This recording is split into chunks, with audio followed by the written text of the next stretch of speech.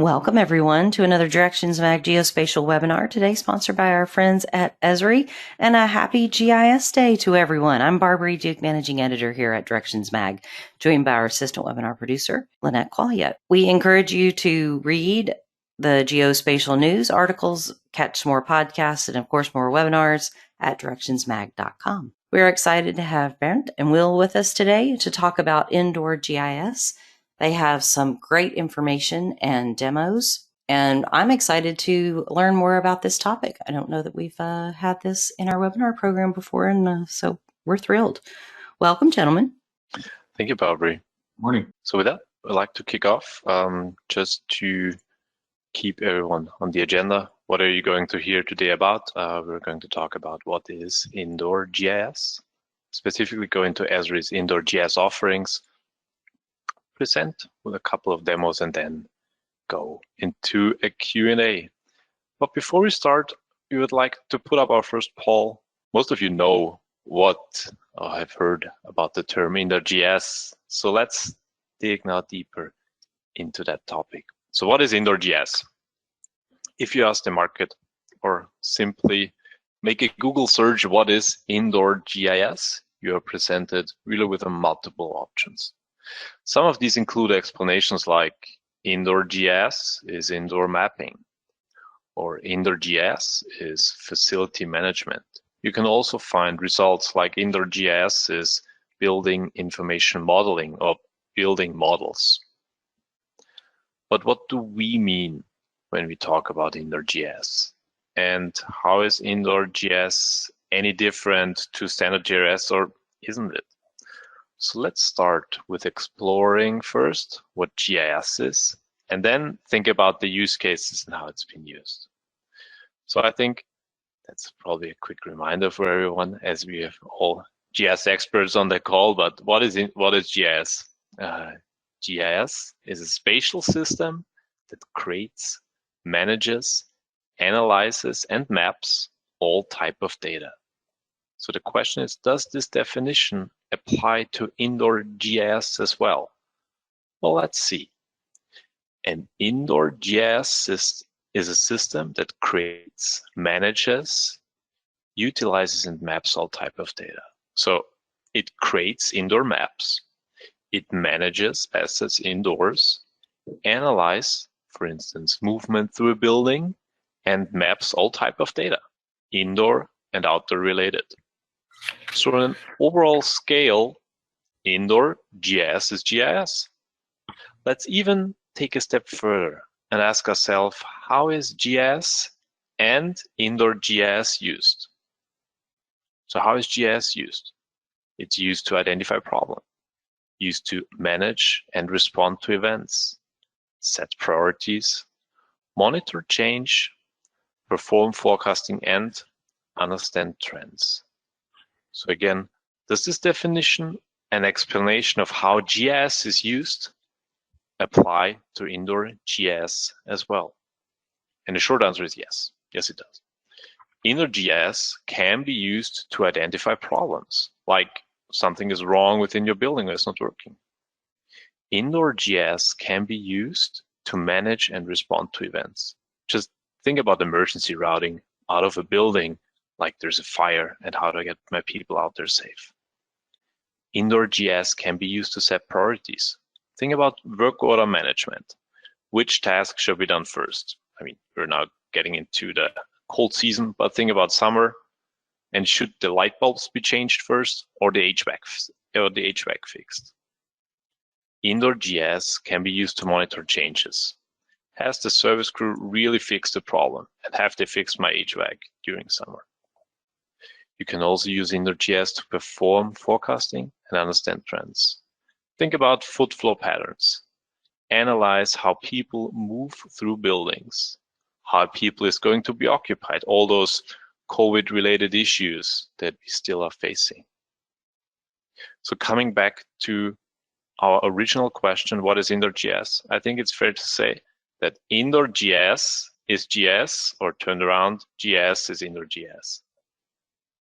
Now, I would like to hand over to Will, who is going to talk about Esri's dedicated Indoor GIS offerings and how they can be used. Thank you, Vern.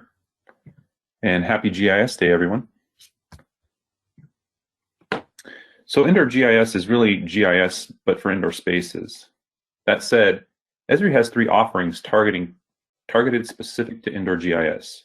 Those 3 offerings target the following capabilities: indoor mapping and navigation, indoor positioning, and indoor space management. These 3 offerings are embodied in 2 different products: ArcGIS Indoors and ArcGIS IPS. ArcGIS Indoors and ArcGIS IPS provide various components to enable these indoor GIS capabilities within Esri's GIS ecosystem. ArcGIS Indoors enables indoor mapping and navigation through ArcGIS Indoors Pro, an extension to ArcGIS Pro that enables indoor data curation, map authoring, and sharing. It also embodies it in Indoors Viewer, a template web application for wayfinding, workspace reservation, location sharing, and incident reporting. Indoors Kiosk can be deployed to touchscreen devices at reception areas to help visitors find their way around their facilities. And Indoors Mobile, which supports the same capabilities as Indoors Viewer, but can interface with indoor positioning systems to provide a blue dot of their current location and an indoor navigation experience. ArcGIS IPS enables indoor positioning in the form of a blue dot of the user's current location on a map. The blue dot is native to apps within ArcGIS, such as ArcGIS Indoors, and is available to application developers via the ArcGIS Runtime SDKs. It includes a mobile application to set up the positioning system and can support providing indoor location either through the use of Bluetooth beacons or your existing wireless access points. ArcGIS IPS enables wayfinding and tracking for apps within ArcGIS and custom developed applications that use its SDKs. ArcGIS Indoors also offers space management through Space Planner, a template web application that supports managing space assignments. Indoors also supports workspace reservation through the use of Indoors Mobile and Indoors Viewer.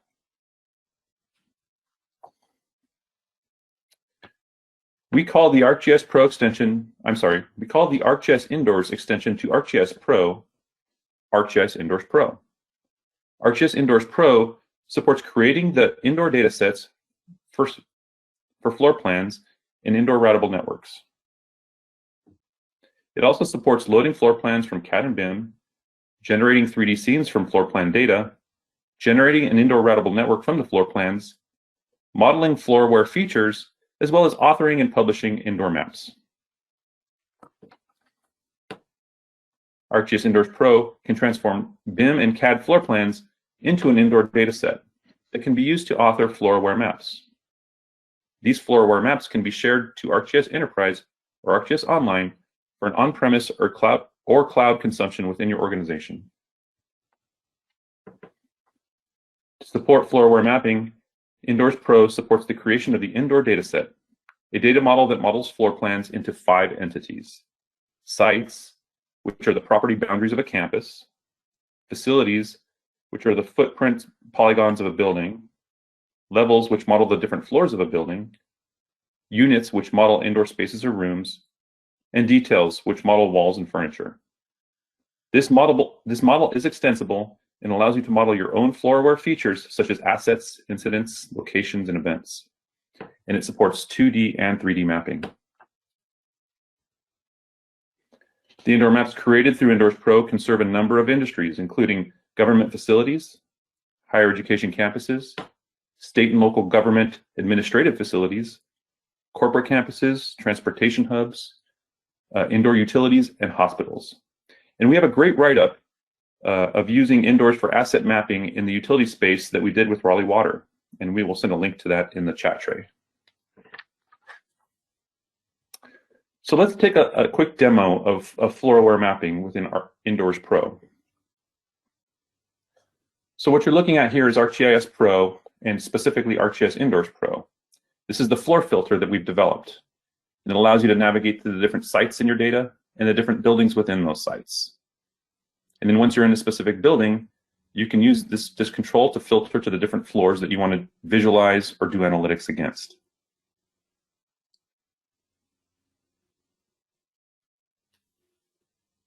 This capability is not only supported in 2D, it's also supported in 3D with 3D scenes. Again, you can use this to navigate to the specific site within your organization and then the specific building within that site. Once you're at the building you desire, you can use the same floor filter to filter the floor you want to do work with.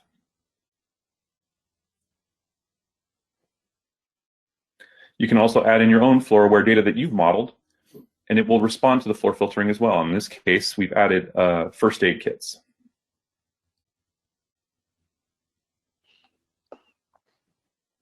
So how do we set up a floor aware map? Well, what we do is we go to properties, and then we configure 3 of the layers in the indoor data set that you create: the sites, the facilities, and the floors. And that makes your map floor aware, as long as those layers are in your map. In addition to that, you can add your own layers to your map.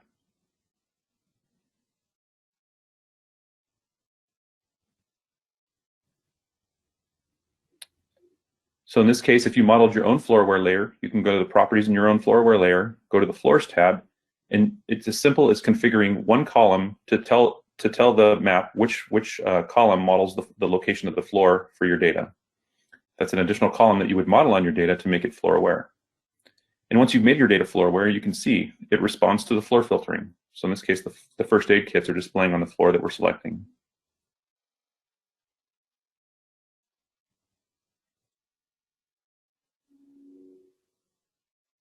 That's great. But what is this map based on? Well, this map is based on the indoor data set. How do you create that? Well, you go into the geoprocessing tool deck in ArcGIS Pro, and there's a simple tool just to create the data model that you need for this. You simply give it a name and give it a spatial reference. In this case, we're setting it up to be Web Mercator. It's 3 simple inputs. Press OK, and it creates it for you. And it creates the same 5 feature classes I mentioned earlier: sites, facilities, levels, units, and details. Let's take a look in the geodatabase to see what this looks like.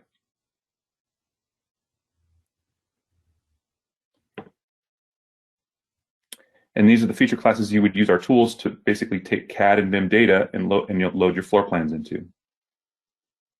So now once you have a floor aware map that you've created, you can then publish it to ArcGIS Online or ArcGIS Enterprise for consumption by others within your organization. And you would publish it just like you would any other map, and it will carry across all of the floor aware configurations that you set up. The power of this is that it's pushing floor awareness to the rest of the ArcGIS system for use in other applications within ArcGIS, which I'll show you in just one second. So now that we've successfully published the map, let's take a look at it within the portal. We now have a web map that's floor aware, and we're going to open it in the map viewer in portal.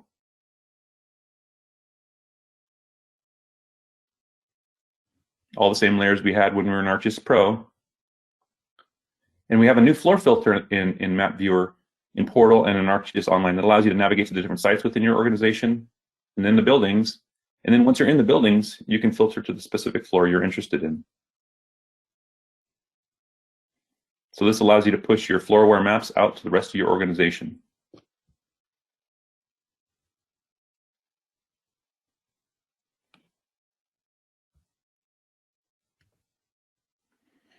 With that, I'd like to turn it over to Bern, who's going to talk to you a little bit about ArcGIS IPS.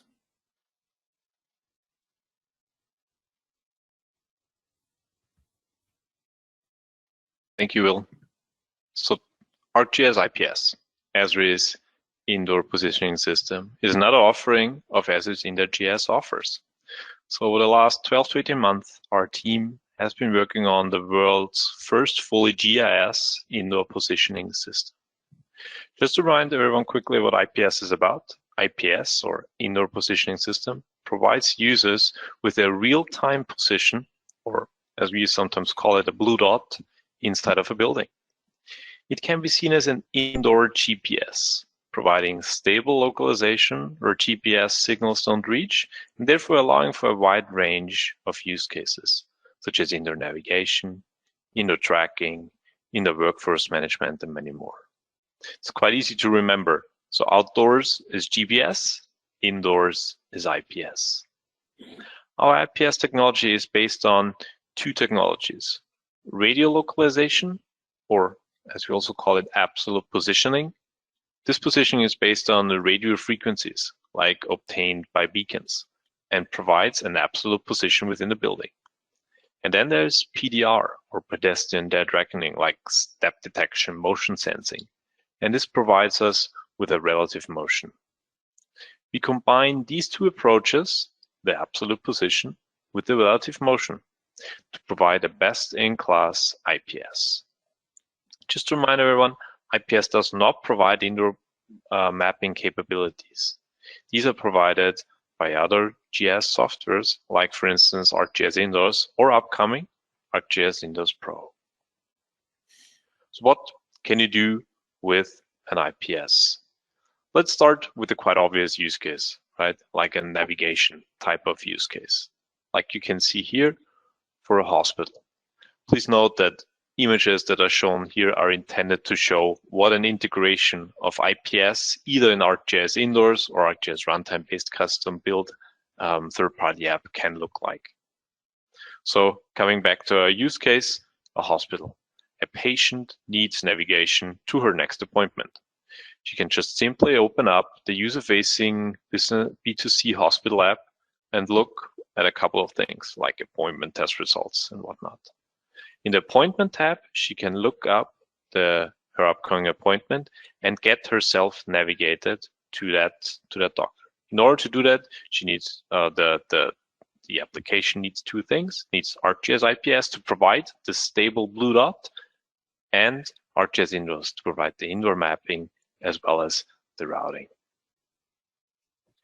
Another use case is, for instance, for a big corporate headquarter office, an app for the mobile workspace, so that the mobile work order management can be done in a smart way. This could be achieved by using ArcGIS Indoors Mobile or a custom third-party app that the customer uses. What you can see here is an overview of the work orders someone needs to work on, coming, for instance, from IBM Tririga. Now think of this example like the mobile workforce need to change, has different work orders, and for instance needs to change the ceiling lights in 0807. If they're new to the team, or it's an external service crew, they've got no clue how to find that office, so they can use the mobile app to get themselves navigated there. And then the last use case I want to show is in the area of safety and security. Being able to track and trace security guards, like in that case you can see here, David Miller, to smartly dispatch them and having a better operational overview. So what does ArcGIS IPS actually consist of? On the left-hand side, you can see what comes with the product, and on the right-hand side, you can see how IPS can be used. So on the left-hand side, you can see two parts of ArcGIS IPS. It's ArcGIS IPS Setup and the IPS GP tools. ArcGIS IPS Setup is used to set up and kind of indoor survey a building for all those radio frequencies, so that the IPS GP tools can make use of this service and then enable your workspace, make an IPS-enabled web map or MPK, which then can be used, for instance, in ArcGIS Indoors Mobile, coming later next year in more of Esri's field apps, or you just want to put in your IPS in your custom third-party app, which is based on runtime. I would like to hand now back over to Will again, who will show you the occupant experience and how this blue dot positioning in combination with indoor mapping and much more can enrich your occupant experience. Thank you, Bernd. So ArcGIS Indoors provides an occupant experience that is embodied in a template web application called Indoors Viewer, and Indoors Mobile, a native mobile application available on iOS and Android. The occupant experience supports indoor navigation with indoor positioning support through ArcGIS IPS. It also supports the ability to find colleagues, assets, and other locations indoors and out. It also supports workspace reservation and the ability to report building incidents through Smart Launch integration with third-party applications for Survey 123. Let's take a look at a demonstration. So for this demonstration, I'm an employee and I'm working in a hybrid workplace, and I'm working from home most of the time. And I haven't actually been given an assigned seat. I'm actually a member of an office hotel, and an office hotel is a bank of offices that I can choose one of the offices to basically reserve for when I'm going to be on campus. It's not solely dedicated to me, but it is dedicated to me when I'm there. But when I leave, others can reserve it as well. And this is a nice way for space managers to get more occupants and less space when they're not 100% of the time in the office.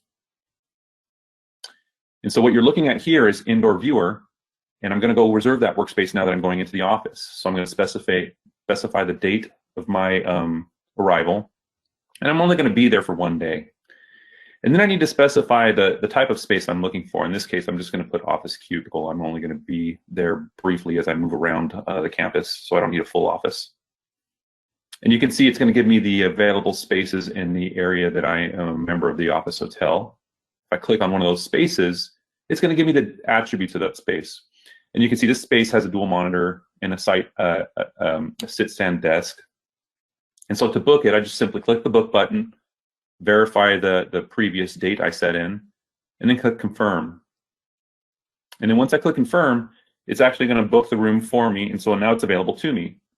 And now I can add this to my calendar for a reminder by clicking the Add to Calendar button, and I'll add it to my Outlook calendar. When I do that, it'll download an ICS file that when I click, will add it into my Outlook calendar.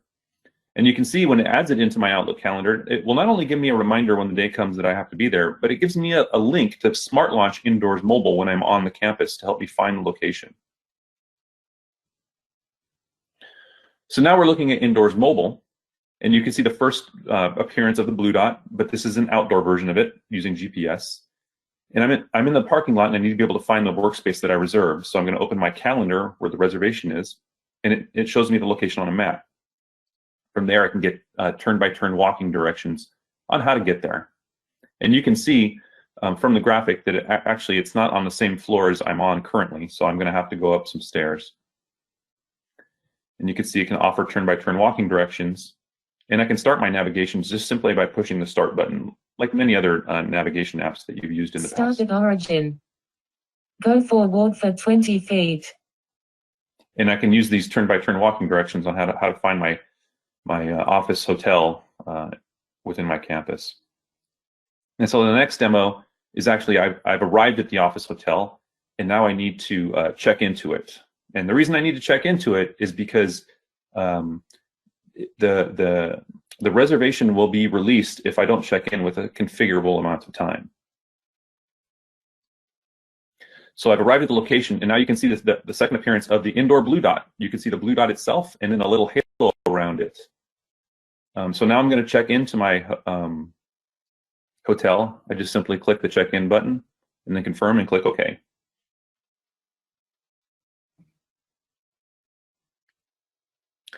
So now I'm still at the hotel, and I wanted to collaborate with one of my colleagues. So I'm going to search for one of my colleagues within my organization. His name is Gaurav. When I find him, I'm going to click his name, and he has a number of locations he's known to be at, but he shared his location with me, his real-time location, which is something you can do when you have indoor positioning. So I click that to find him, and then got directions. And now keep in mind that sharing your real-time location with your other colleagues is something that you can opt into. You do not have to do it. It is something that you, as a user, when you want to collaborate with others within your organization, you can opt to share your location, and you can configure what times of day you want to share it, and which locations you want to share it. So when you leave campus, you're not sharing your location anymore if you don't want it to be. And so now I'm going to meet up with Gaurav in the area he works, but I want to get a meeting room, and so I'm going to click the meeting button and look for available meeting rooms at the time frame that I'm going to be there. And then you see it offers me two within close proximity. I'm just going to click the book the first one, give it a name for the meeting. And since we're going to have a design meeting, I'll call it design meeting, and click confirm. and it's going to book the meeting room for me. And then I can click to also put a reminder on my calendar so I know I have that meeting room booked. And I can fill out additional information about the meeting if I want to for my calendar's use. And so now we're in the meeting room doing work, and we noticed, oh my goodness, there's a frayed cable. I think it's a USB cable. And so I want to report this to facilities. So I'm going to use Indoors to launch Survey 123 and fill out a form to inform them that there's a frayed USB cable that needs replacement. And I'll even take a picture of it to let them know what the issue is. And then I'll go ahead and submit that to the facilities group for them to address when they can. So Indoors also offers a template web application for space management. It offers capability to support space assignment, office hoteling, and if you remember, office hoteling is what I mentioned before, which is a way for you to take a bank of offices and make them reservable by your staff that aren't on campus 100% of the time. It also supports meeting room administration and occupant management. So let's take a look at a demo of Space Planner. So here is Space Planner, and what we're going to do is we're going to be doing some seating assignments for the sales staff. And to do that, we're going to go to the building that we administer, and specifically to the second floor of that building. And we'll zoom into the bank of offices, and you can see the green bank of offices right down here are the ones that are currently vacant that I want to put some new sales staff that were hired into. So to do that, I'm going to click my unassigned staff and filter them to the sales team. And then when I click apply filters, you can see I have 4 staff that need assignment. And let me show you how to do the assignment. It's pretty simple. You simply grab the info card of the staff member and drag them onto the map, and it will assign them. It's a nice visual experience for doing space assignments.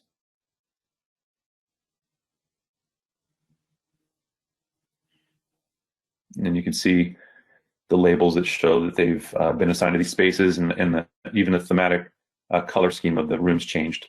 So the other thing I want to do is, I know that the GIS group has actually made some changes, and made some changes to the floor plan for those open seating assignments. They actually turn them into offices that are walled. And so what I'm going to do is I'm going to get the latest changes that are in the version of the data that has those modifications. As you can see, that open seating assignment now turned into walled offices. This is a great feature. This allows space planners the ability to be able to do the space assignments and space allocations while allowing a group that manages the data importation process from CAD and BIM to be able to import new floor plan changes and put them into a version of the data that the space planners can then accept when they're ready to accept them into their plans. And so then now that I have these new walled offices, I'm now going to do some seating assignments in them, but I'm going to actually create an office hotel out of them. So let's go ahead and do that. So I'm going to create a new office hotel. I'm going to call it sales team.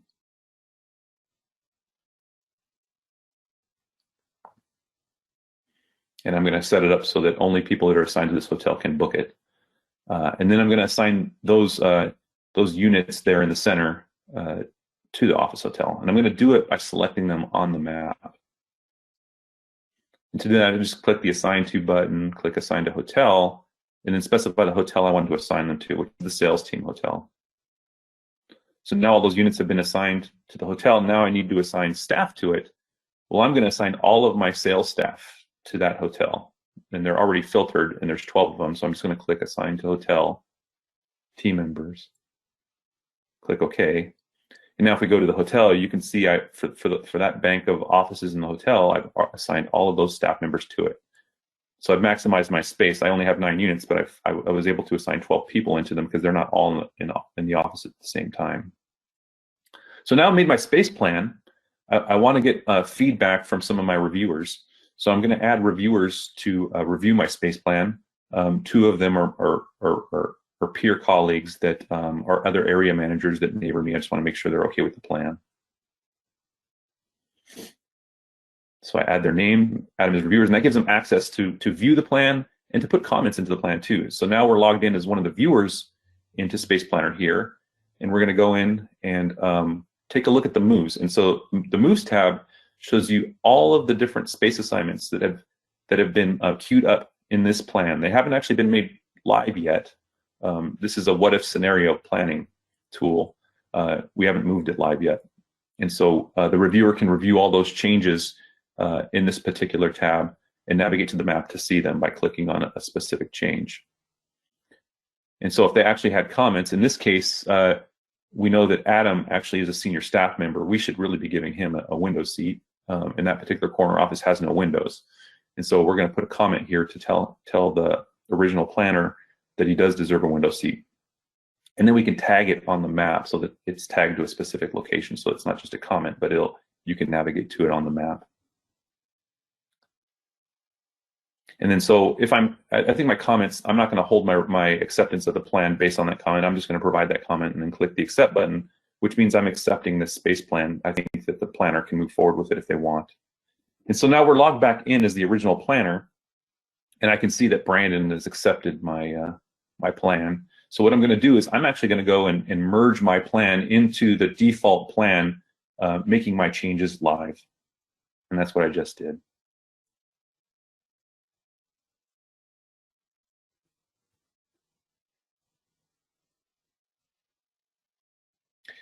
You can not only edit plans, but you can use Space Planner to manage occupants and space information. In this case, I have an occupant here that needs to have an attribute update. We need to be able to specify a specific ADA requirement for this user. They have a power wheelchair, so we can update it because that information is used to make sure that he has an appropriate office that can meet his ADA needs. So that's Space Planner. So last but not least, here are a few resources for everyone to find more information on Indoor GIS. First, you can find us on the web and schedule your personal demo with an Esri representative to learn more about indoors and/or IPS. We do also have a newsletter that comes out on a quarterly basis, so please subscribe to stay up to date with your Indoor GIS news. And finally, we also have a social media presence on Twitter, Facebook, and Instagram. So if you're interested, make sure to follow us. There is more insights. I would like to take now the time, and we're going to go ahead and answer some of your questions which already came in. But if you've got more questions, please feel free to reach out to us or to answer your questions now, and we'll try to answer all of them. If we can't make it, we'll for sure try to follow up on specific needs and specific questions after this webinar. Excellent. So we'll start with a question for Will. In ArcGIS Indoors, can you apply viewing privileges based on user roles? For example, students may not necessarily view or request a meeting room space. Yes, absolutely. So permissions are based on the maps you author. And so you can offer different maps for different use cases or different maps for different audiences. So for instance, if you're a university campus and you want to have a map for your visitors that you don't want to show, indoor administrative areas, but you do want to show some indoor areas, you can filter out that content when you author your map through definition filters and then publish a map for them and publish an indoor viewer that they can consume. And you can separately make a map with a lot more detail for your operations staff. And you do that through the groups and permissions paradigm that exists in ArcGIS Enterprise and ArcGIS Online. Excellent. Question for Bernd. What beacons do I need for indoor positioning and how many? Great question. So, initial release, which is, if I read some of those questions right, initial release will be later this year. So initial release will support indoor positioning based on beacons, so based on PLE beacons.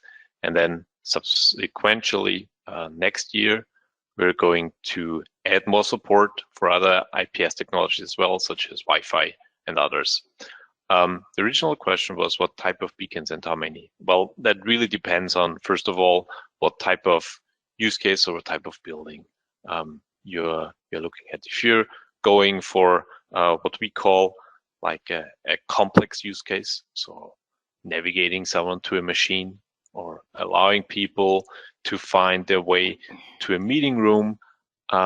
It really it's like a use case of wayfinding, and we say that you just need your standard iBeacons that you can get and purchase off multiple stores, place them strategically throughout the building, and you're good to go.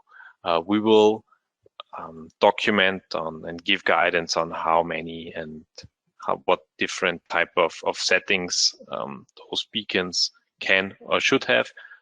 Please stay tuned for that, and you will, once the product is live, be presented with all that information on Esri documentation. Excellent.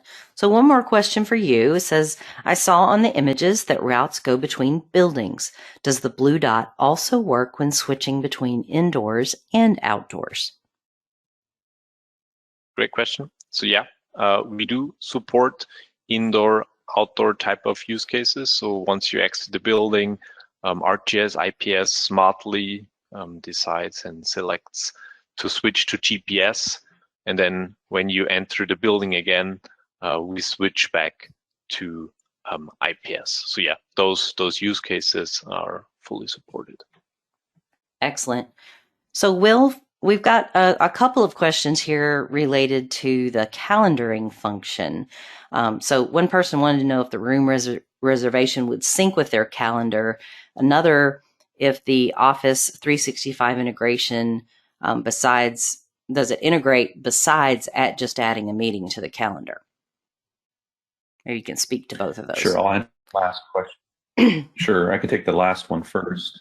So with workspace reservations, you can workspace in two different ways. You can use it where the information model to manage workspace reservations is managed within ArcGIS Indoors, or you can use it in a manner that is using Office 365 to manage reservations. So you can actually integrate it with Office 365, and the reservations and the management of reservations are managed in Office 365. And ArcGIS Indoors provides a mapping visual experience on mobile and on the web to make reservations. So yeah, that integration does exist. The second question is related to the calendar. Whenever you make reservations, whether they're office hotels or meeting room bookings, you can add them to your calendar explicitly through the reservation system, or if you're actually using Office 365, Indoors Mobile can actually syncs with your calendar, and its calendar function will actually list all of your appointments. And if there's a location in your appointments, such as a unit within ArcGIS Indoors, it'll be able to give you the ability to click on that appointment to see where it is on the map and then navigate to it. So it can sync with your calendar. Okay, excellent. So Bernd, back to you. I think that you answered this when IPS will be launched and available for customers, but maybe review that for everyone. Yeah, totally. So IPS will be available for everyone later this year in initial first release. It will be so you can consume indoor positioning by ArcGIS Indoors Mobile, as well as you can use the ArcGIS runtime SDKs, Fios, and Qt.net to put in or to take indoor positioning and put it in your custom third-party mobile applications. Excellent. And maybe you could speak to the API for this as well. Oh yeah, API. So we, as I just said, we are going to offer ArcGIS IPS as a developer offering as well. So you can make use of the runtime SDKs, native runtime SDKs, iOS, Android, Qt.net, and put it in your custom mobile applications on the web. So JavaScript library is not supported yet. This is something on our roadmap when I would say the technology is ripe. Right now, it is not possible to get the signal, so to get the data you need to compute your indoor location through a mobile browser. So for indoor positioning, the JavaScript or the web-based story is not there yet. We are trying to make that happen, but yeah, please stay tuned. Excellent. Will, is there an app or web link for users on their phones? Is there? Yes. So Indoor Viewer actually runs not only in a PC form factor, but if you launch it from your phone, it can run in a phone mobile browser on iOS and Android. So the use case for that would be, if you have visitors or people that are passively looking to get directions that maybe aren't at your campus all the time, you can provide them a web link that they can launch on their phone to find their way around. And then Indoors Mobile would the native application would probably be more suited to people that are occupants of your campus that would more frequently use the application. So yes, there is a link that you can launch from your phone.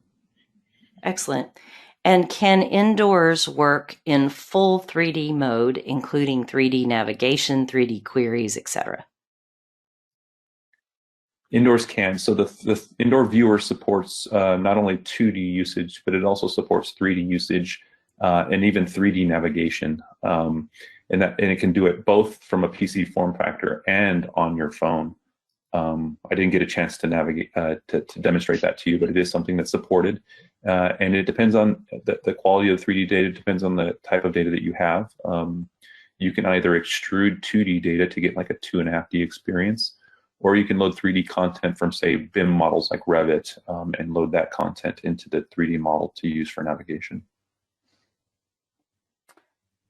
And has Esri implemented the IPS as a proof of concept? So IPS, or the predecessor of it, ELSS, which was available in ArcGIS Indoors, is live in customers' hands. Thinking about a couple, like for instance, Loma Linda Health or others that make use of IPS.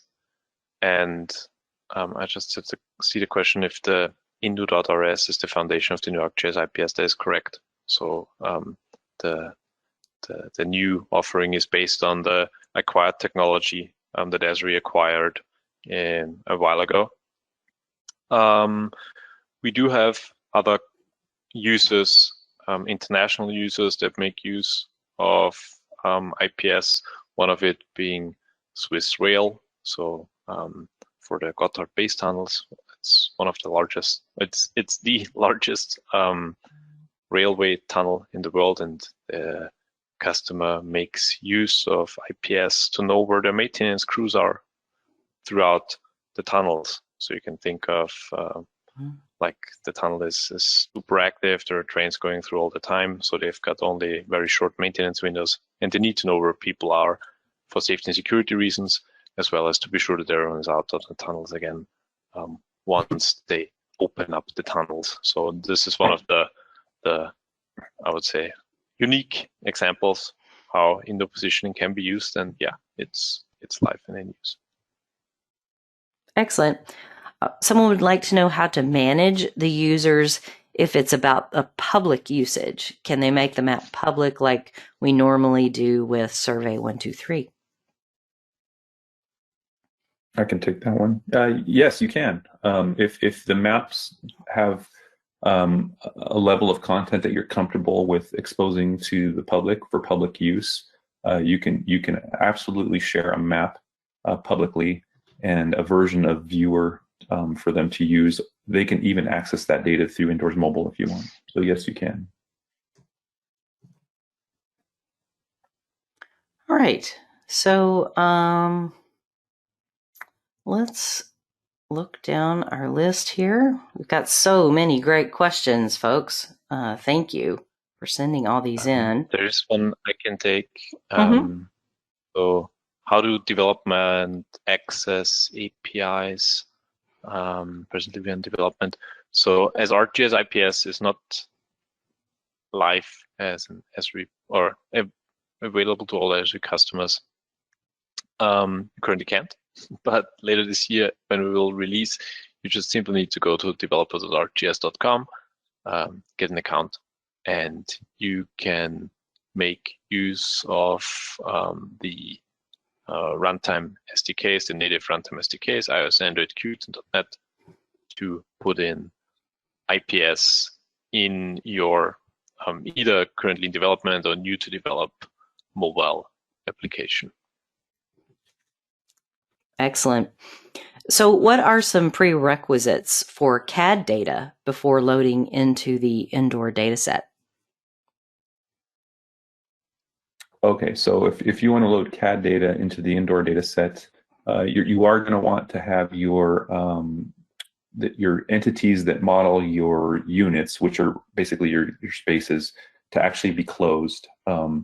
If they're not closed but close enough, when you import them, the tool will close them. And then you're going to want to have annotation on them to help derive unique IDs for them. If there's not annotation on top of or within a specific unit entity, we will go ahead and auto assign it an ID. But you're basically going to want your geometries to be as clean as possible. You're not going to want them to self-intersect, if at all possible. If that's not possible, you can still load them as is, and then either correct them within ArcGIS Pro, or leave them as is if you don't want to correct them. But most people do want to have good line work within the GIS. Which there's another question on here I think I could take, and that is someone asked the question: is there an API for this? That's actually kind of a broad question, but I would like to answer it. So if they're talking about if there's an API for indoor mapping, there are several. So as Bern mentioned, Indoor GIS is really just GIS. So the wide swath of SDKs and APIs that exist within ArcGIS today, such as the runtime, JavaScript API, etc., are all available for indoor mapping. Indoor mapping layers there's nothing special about them other than the fact that you can have multiple floors in a building. And so we've augmented the JavaScript API and the runtime APIs to provide you information about floor awareness, as well as offer a control to application developers to be able to filter to the floor. So if one of the applications we provide doesn't quite suit the pointed use case you need, we have a number of tools that can support you in developing your own indoor mapping application. And that's on top of the fact that pretty soon you're going to have access to the ArcGIS IPS, so you can provide a blue dot on your indoor mapping application if you're on a native mobile device. That's great. So another question here regarding does Indoors support field data collection through field maps? Yes, it does. So field maps supports floor-aware maps that are produced through ArcGIS Indoors, and you can use those field maps to do indoor data collection. And coming soon, I don't want to ruin any surprises, but coming soon, early next year, the blue dot from ArcGIS IPS should also be appearing there as well. So you can not only have an indoor map, but know your location with an indoor blue dot. Nice. Pretty exciting. There's a question I see. Any app which could tell where to place the beacons? At the initial launch, we'll have this will be a documented effort, so you'll find a lot of documentation how to place them and where to place them. But moving forward, we're already thinking about the geoprocessing tool that will give you guidance on how and where to place them. Wonderful. There's another question. There's another question in here I can address. It kind of got lost in the shuffle because it was one of the early ones, but it says, do all units and details in a facility have position as projected coordinate systems in the selected coordinate system? Are unit boundaries lines or polygons to depict thickness of walls? Okay, so The answer to your first question is that you can model your indoor data in whatever coordinate system that you would like. One of the demos that I did show is the creation of the indoor data set that houses the information, and the first thing that they actually did was they specified the coordinate system they wanted to set it in. Now, in the case of the demo, it actually set it to Web Mercator, because one of the most common use cases was that I showed was putting the indoor map on the web, and so most web maps have base maps that are in Web Mercator. So if they don't have to translate the data on the fly, you're going to get, a little bit more performance out of it. But we do have customers that use their own local coordinate systems for that data. Excellent. Does Indoors support reporting on occupancy? Indoors can be used to report on occupancy through the use of velocity or GeoEvent, which are Esri's real-time offerings. You can actually take in sensor data from third-party system providers that can sense occupancy and turn it into a dashboard for occupancy. In addition to that, you can actually use the blue dot capability of ArcGIS IPS in conjunction with ArcGIS Indoors, and you can use a feature called location tracking. And that location tracking, if you opt your occupants into it, you can collect the locations of occupants on your campus into a database, and then use those same tools to transform it into a data set that you can then do dashboarding and reporting against. That's great. So just a reminder, folks, if you do have any more questions, it's okay to go ahead and type those in. Good folks here will follow up with you later. All right. Maybe we could speak to the support of integrating with RTLS asset tracking systems. I can handle that one. So, and we get this question a lot. So one of the use cases people frequently want to use indoor maps for is to support moving indoor asset tracking. So assets that are not just tracking fixed assets, but moving assets. And there are a number of providers of real-time or RTLS tracking systems, and you can integrate those with ArcGIS Indoors through, again, the same method I mentioned earlier, which would be GeoEvent or Velocity to connect that data. And many times you can connect with those data providers without writing any code. Velocity and GeoEvent have a number of different connector types that can connect to real-time systems. And then you can use the tool, like a visual environment, to transform that data into a layer on the map, so that you can display the last known locations of those assets. And once you have a layer that displays last known locations, you can add that to an indoor floor-aware map and put it within Indoors Mobile or Indoors Viewer to allow your occupants to be able to find assets in real time and navigate to them. And that goes to the question that someone just put in the chat, like asset tracking like wheelchairs. That's exactly the workflow that I'm just describing, which would be if you had an RTLS system that, for instance, a popular way to do it is you have tag beacons. They're Bluetooth-based tags that you put on your assets, and you mount them to your assets like wheelchairs, and then you can track them within your facilities and then be able to see them on the indoor map. Excellent.